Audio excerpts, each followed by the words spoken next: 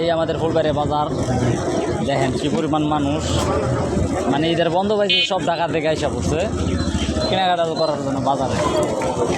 Auto আর auto সব ঢাকায় পাঠি।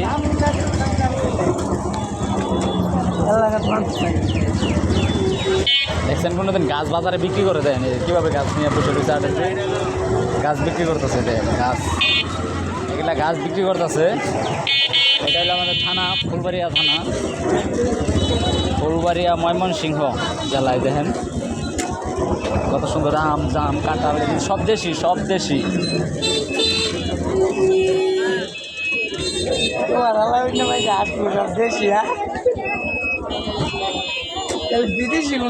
এটা আমাদের থানা, এই যে ফুলবাড়িয়া থানা, ফুলবাড়িয়া ময়মনসিংহ জেলা।